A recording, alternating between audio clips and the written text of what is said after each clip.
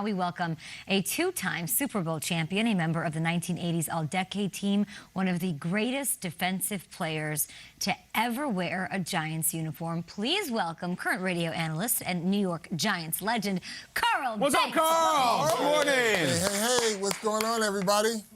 Good morning. We're great. Always good morning to you. Great to see you. It's a Friday. Lots of exciting things happening with the Giants this weekend as they get set to welcome the Rams to town. But the Giants squad, in and of itself, facing some injuries, some adversity left and right. They could be without several offensive stars, including Saquon Barkley and Kenny Golladay. What should the Giants' offensive strategy be when facing this team in the Rams that could put up tons of points, Carl? Well, I think priority number one is finding number 99 and making sure you keep a body on him. But, you know, injuries are part of the game, and you have to play to your strengths. So, you know, we've seen the emergence of Kadarius Toney. I mean, you just got to get the ball in his hands and let him create. You're getting a few of the other guys back. I believe Sterling Shepard's coming back.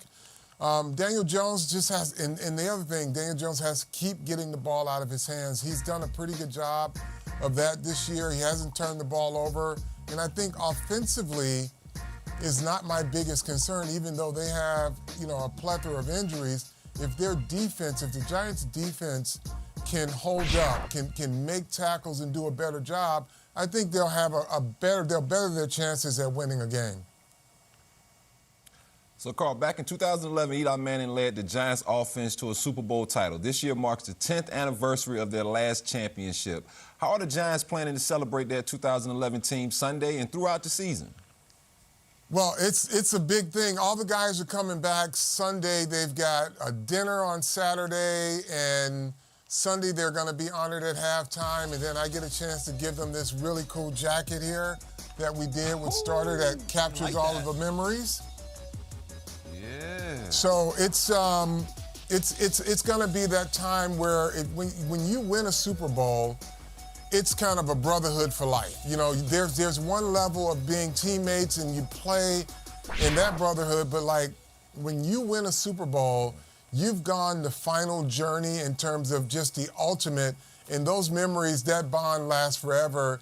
And I wanted to help those guys cement that bond by giving them a memento from our starter brand, just to make sure that they love it, and fans can get it too. It's a limited edition jacket on the Giants retail site, GiantsStore.com, and Fanatics. Awesome. You came to the right place, Carl. We love a starter. That jacket will last forever as well. It is a beautiful, beautiful garment. Let's talk about another beautiful star in the making for the Giants. All right, so Kadarius Toney. What a weekend. He has this incredible breakout game, nearly 200 yards receiving. He just looks electric. Then he's ejected at the end of the game for throwing a punch. And now this weekend, he's against the Rams. He's going against Jalen Ramsey, who can be an antagonist. So what would you tell this young player as he goes into the next week about his emotions, about his game? Maybe it's to just be a good person. What would you say to Kadarius Toney? So, yeah, I would tell him to be a good person, but be a good player. See, the thing about a guy like Toney, and D. Hall can tell you, he's the rabbit that has the gun. He frustrates everybody because it's so hard to get him on the ground. So the more they antagonize him, the more he should be laughing because he's winning. That's the only reason they're doing it, because they can't. The kid jumps around and he moves so much, he frustrates the defense. So when you're the rabbit with the gun, you just got to be the one laughing and let these guys get the penalties. You know, Carl, it's so good having you on the show, and that's such a great point.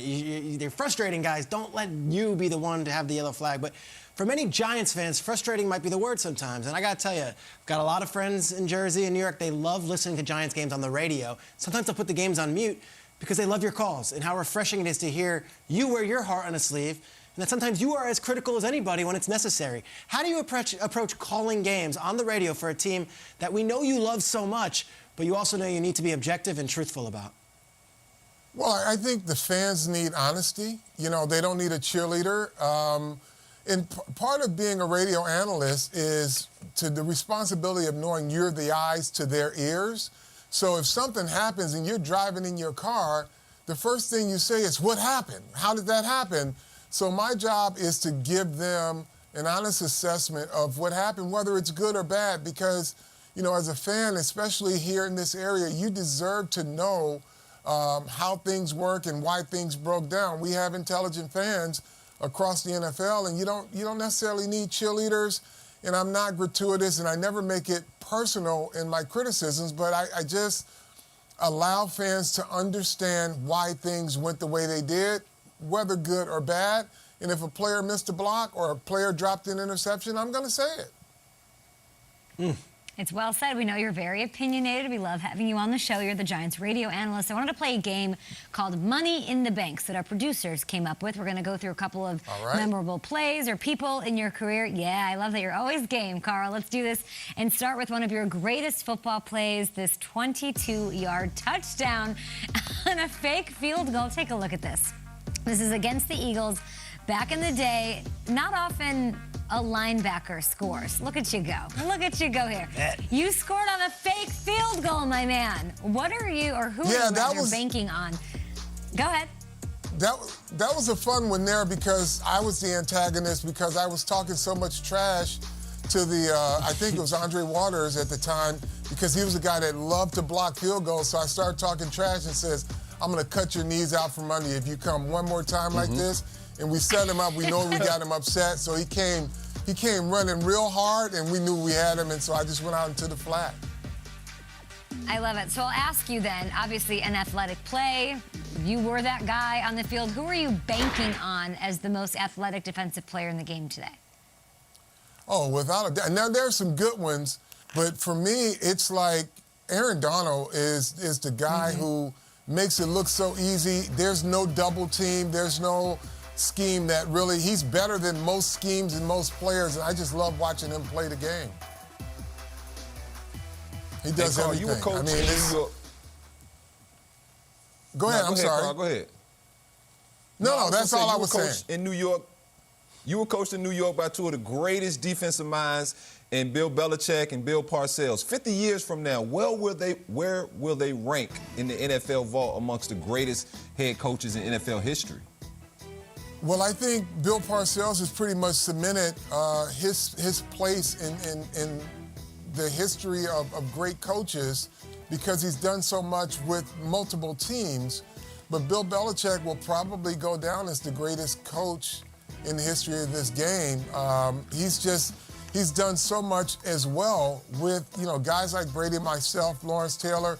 But that all goes back to what Bill Parcells instilled in both his coaches and his players. He was very demanding of his coaches to make sure that the players did everything the right way, the way that was fundamentally taught in practice. And that's why you see the success of those teams when Bill Parcells coached them and now with Bill Belichick coaching. Carl, let's light this place up. We got a highlight from your radio career. We know the play, we saw it, we remember it. Let's listen to your call of Daniel Jones' 80-yard run against the Eagles. Fire in the hole. Here we go. Well, Jones is going to keep it. Jones is going to run it. Jones across midfield. It's a foot race. Can he go all the way? Daniel Jones to the 20, and he stumbles, and he falls down at the 10. The turf monster got him. Stumbling, rumbling, bumbling, and he falls down. Weebles wobble, but they don't fall down. What's it like to listen back to that, and when can we hear another Weebles Wobbles from you on the air? Oh my God, it was fun. That was fun, but it ended up being sad. But it was fun to watch it, and it just happened. You know, I just said it naturally. Hopefully, I never get a chance to say that again about Daniel Jones because he's such a threat. That's so funny. Carl, thanks. You're so funny, and you're bringing all of the goodness to us ahead of this game against the Rams on Sunday. Enjoy the time, the memories, that starter jacket I know all these guys want and wish we had, right? Yeah. Oh, yeah. That thing is amazing. Come on now. Even your Carl. NFC East rivals are like, yeah, that's pretty sweet. Thank you so much, Carl, for hanging out today. Thank you for having me, guys.